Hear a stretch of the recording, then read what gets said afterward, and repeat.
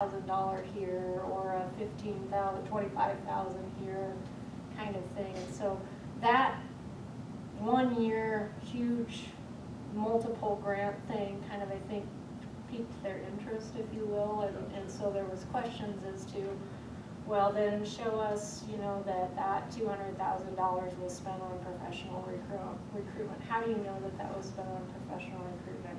Show us that 65,000. Prior to that in-depth look, they were just doing kind of a, like you said, like as cursory. Kind of a random sampling. Yeah. Okay. And so essentially we did not house those records at the city office to demonstrate that those funds, once they left the city office, were actually being applied for those purposes. And so that is what started our request of NCDC for those records, and that's how it, you know, Gotcha. went where it went.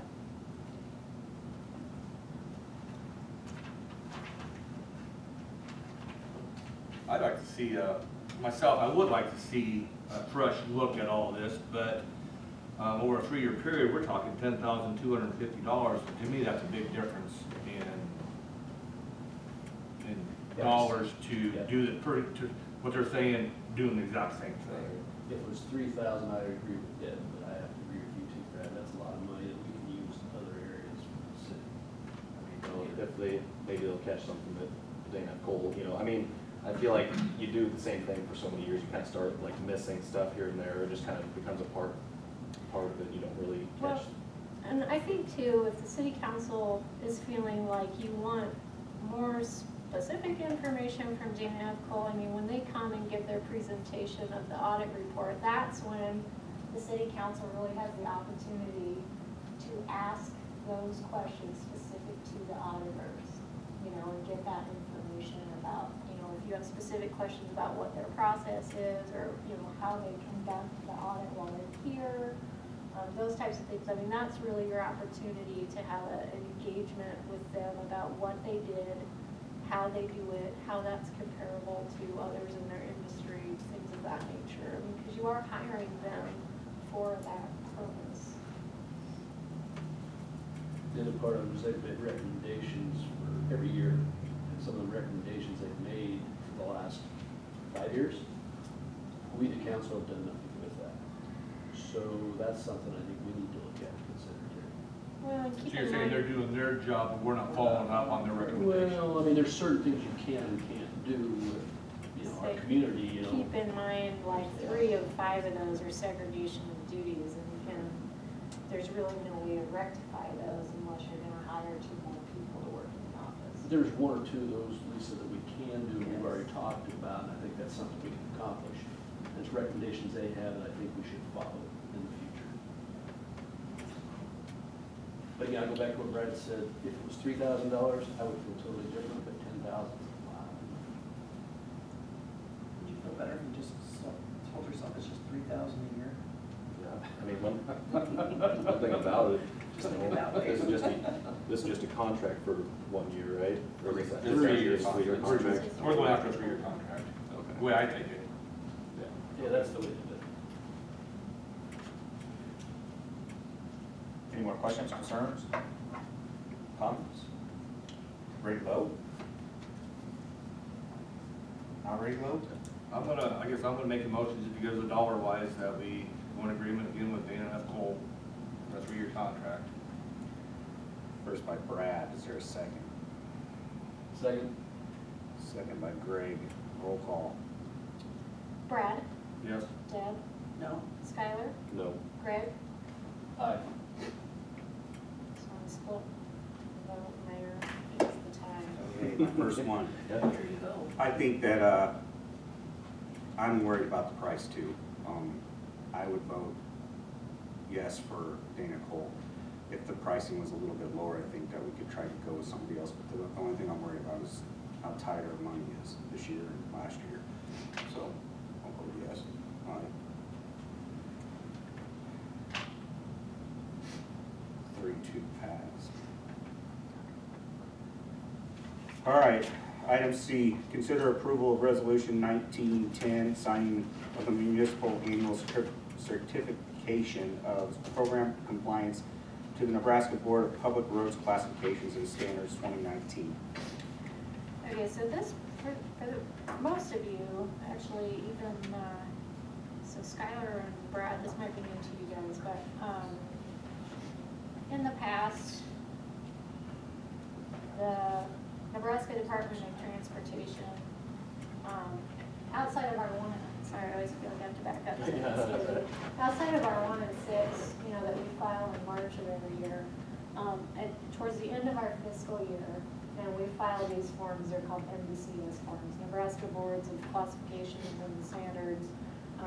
Lloyd Smith, our street superintendent, usually helps us. It's all a bunch of forms, from anything to do with our revenues and expenses for fiscal year ended September 30th, to highway allocations and matches and lane miles and shop equipment inventories and a whole bunch of things. Basically goes into these forms, and we kind of give a certification of the maintenance that we have done on our streets for that fiscal year, how much money we spent, what we actually did, and all of that had been submitted to the state of Nebraska Boards and Classification. That's just not like Main Street or Highway 20, that's all of our streets. Correct, and so a lot of that then in turn is how the state calculates its highway allocation money that it gives back to us, you know, for maintenance and lane miles and all of those things that kind of go into that. So for this year, the State Department of Transportation has essentially changed the rule a bit. They no longer require us as a municipality, excuse me, to file all those forms with them now. Instead, we just do a certification and a resolution at the city council level, basically saying, yes, we did those things, and yes, we have those records maintained here for inspection should the state decide they want to see them. So we are still doing all those forms. We will keep them on file here at the office. Lloyd keeps a file in his office as our street superintendent. And so you'll notice on the form, there's also a place for Lloyd to sign after the city council signs.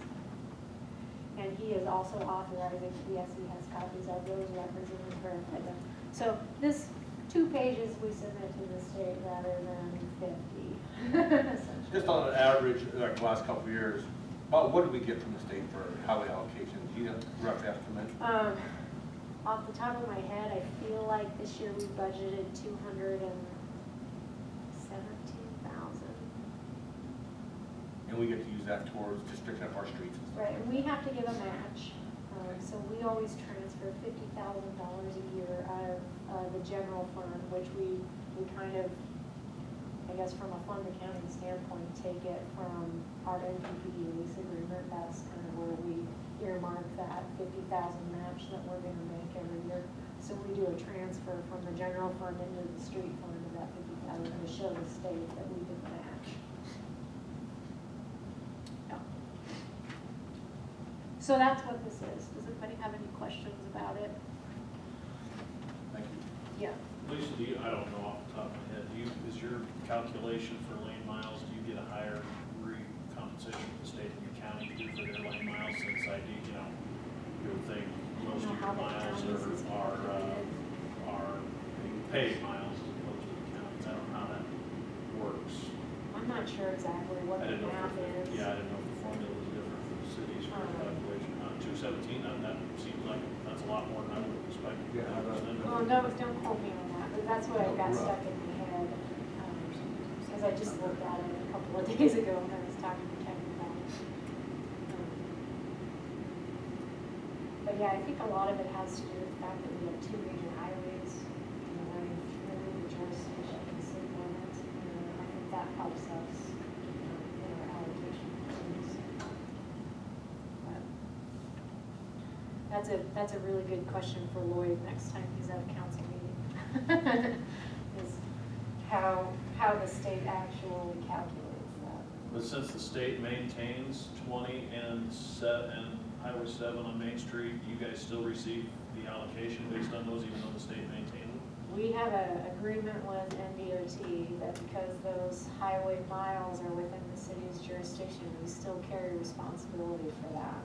So even though they patch and things, we are responsible for other, I know you guys run a street sweeper Yeah. down, for instance, but like, I'm just like snow removal, all that stuff, the state, well, and see, They like, don't we are know, responsible right. for it on Highway 7. yeah, Main Street, But you the guys do, state the does state it on, does. and more. that's what I all was part gonna of bring our why- agreement. But Okay. the city pays The state to do, 20. okay, gotcha. Correct, That's, that's that correct. makes sense. That's Okay. great. That's why I was. Well, if you guys are getting the allocation. That's why I was wondering why we do Highway 20, or do Main Street, but we don't do Highway 20, Yeah. you just answered my question. Right. You could probably pay through Highway 7, but the storefront owners wouldn't mind it. Having all that snow just piled up Yeah. on the side. They don't remove it, they just push it. So do I have somebody who wants to introduce this? Just the resolution part? I'll move to, Oh, yeah, it's more than that. Oh. Yeah, I'll let you, Craig can show you. alright, Read on. read the next paragraph for the class. Okay, I move that we approve the resolution, signing of the municipal annual certification of program compliance form 2019, resolution number 19-10, whereas state of Nebraska statutes, section 39-2115, 39-2119, 39-2120, 39-2121, and 39-25202 requires an annual certification of program compliance to the Nebraska Board of Public Roads Classifications and Standards, and whereas state of Nebraska statute, section 39-2120, also requires that the annual certification of program compliance by each municipality shall be signed by the mayor or village board chairperson and shall include a copy of a resolution of the governing body of the municipality authorizing the signing of the certification form. Be it resolved that the mayor, what do you want me to do Yeah, there? that's okay. Thank you.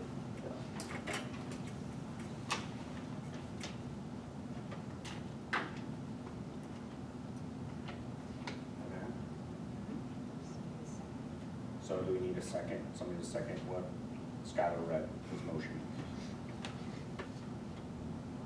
I'll second. So we got Brad.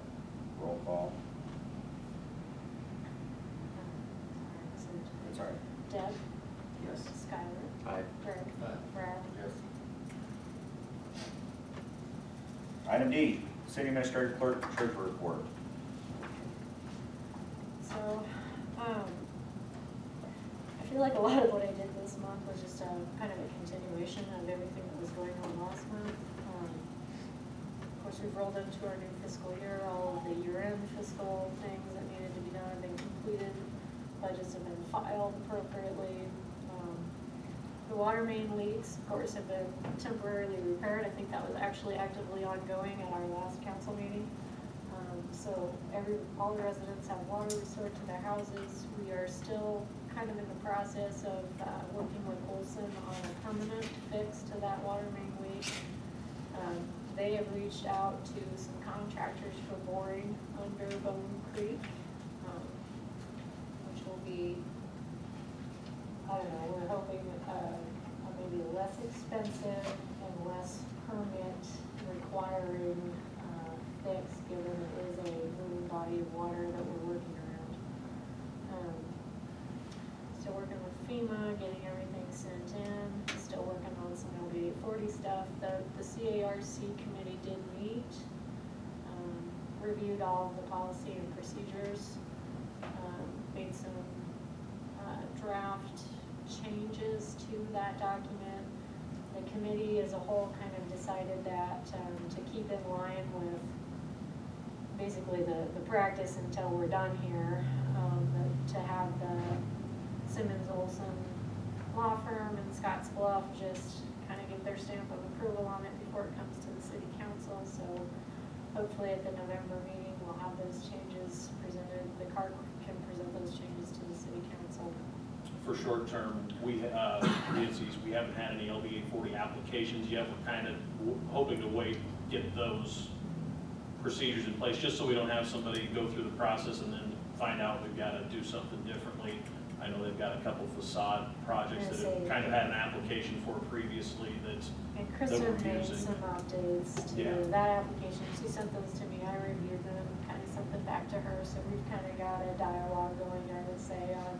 And I basically just informed her and the committee that, you know, in the interim, we have the signed agreement, you know, that kind of outlines the responsibilities. And so, you know, she was part of the CARC meeting when we talked about the policies and procedures, so I think if something comes up in the interim that she's unsure about, she and I can discuss those things and kind of figure out, you know, what to do in the interim. So I think we're fine.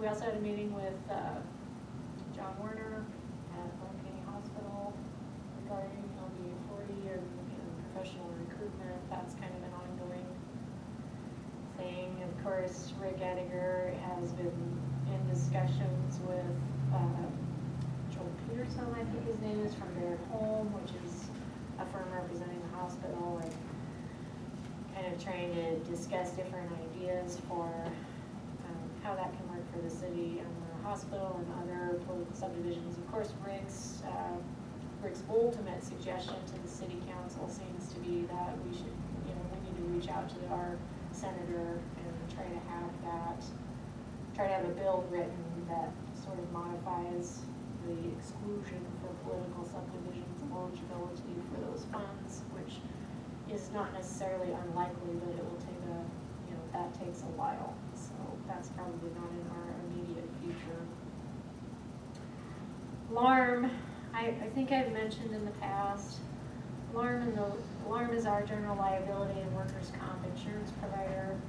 As you know, it's a pool that was sort of started under the Nebraska League of Municipalities.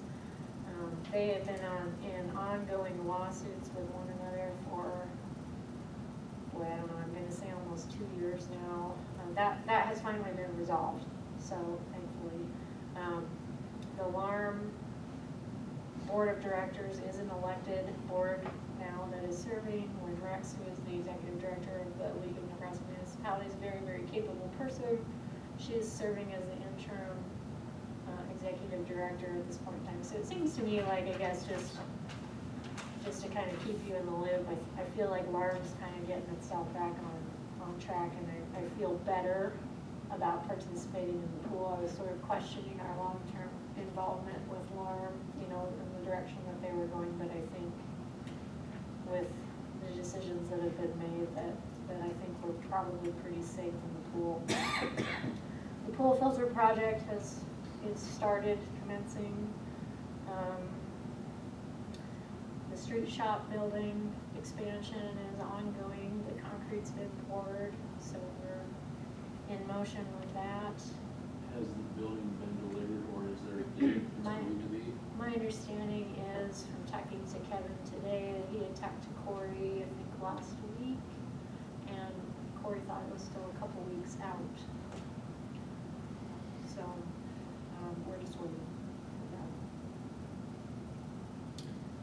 that. And then just finally, you know, that LB 256 talks about at state legislature vacant property registration, and in light of Board of Health discussions, NCDC board, you know, has kind of really picked up on the housing again as kind of a good avenue and moving forward again.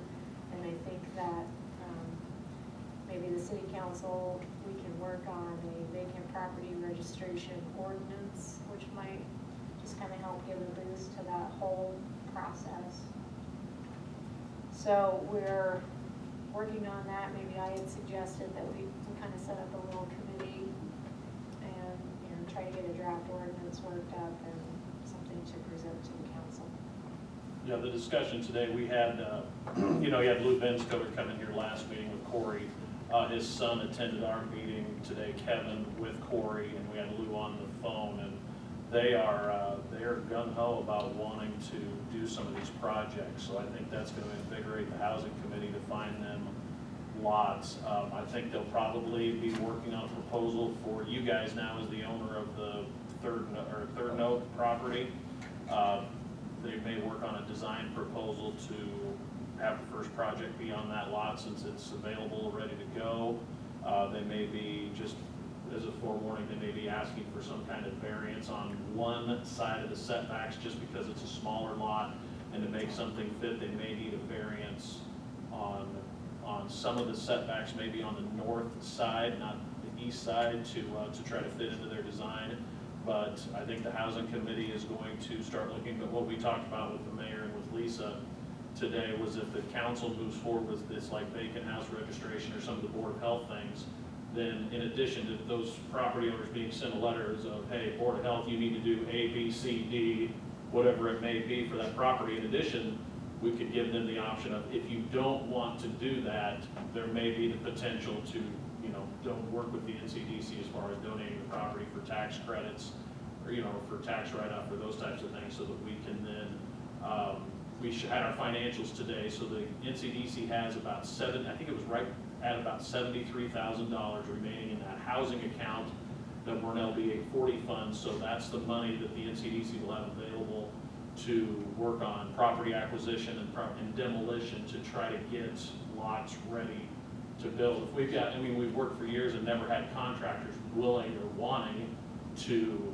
take on projects. So now that we've got a set of contractors that are, hey, we want to do this, we'd love to be able to get them projects. So I think that's going to put that housing committee in some form back together and work just on the acquisition and demolition portion of it, and then basically hand it off toward these contractors, and they will be, I'm guessing, working with you potentially on like through the LBA 40 program for some of the construction, So it'll be a for-profit venture for them if we can assist them in acquiring the properties through our nonprofit status.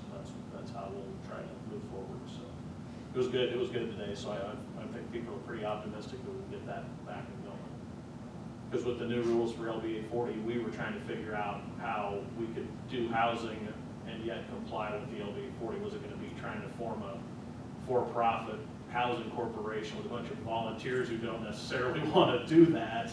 So if we've got a contractor willing to do it, I think that's the best of both worlds. So. But they're interested in construction, not demo, correct? Well, if they have to handle the demo, of course, it just adds to what they have to charge when the new house is constructed. So, it doesn't make it quite as competitive if they have to spend $10,000, $12,000 clearing the lot. Kind of a two-tier process. Yeah. potentially. Yeah. I guess my question being that way, we have that vehicle, if you will, if they're interested Yeah. to use the That was funds the through the idea. LBA 40, Yep. if they were interested in that part of it as well. Yeah, on that, yes, on that part of it. And I would imagine it would be somewhat like a, like a low interest or whatever construction loan, if they needed to utilize that, and then once they sold the house, they could either pay off that construction loan and then potentially reapply when the next project was ready to go, so that they weren't paying loan funds constantly. But, so we kind of talked about that, and some of that it'll be depending on what they want to do. Maybe they've got financing to where they don't even have to apply for the LBA 40 side for the actual construction. But I think the idea would be is that we would try to get them the lots, and then they would build and sell the And houses. That's kind of, at the end of the day, kind of reminiscent of what had been done, where the city was giving essentially, $50,000 a year toward demo, so if, I guess that would be up for city council consideration to continue something to that effect, where the city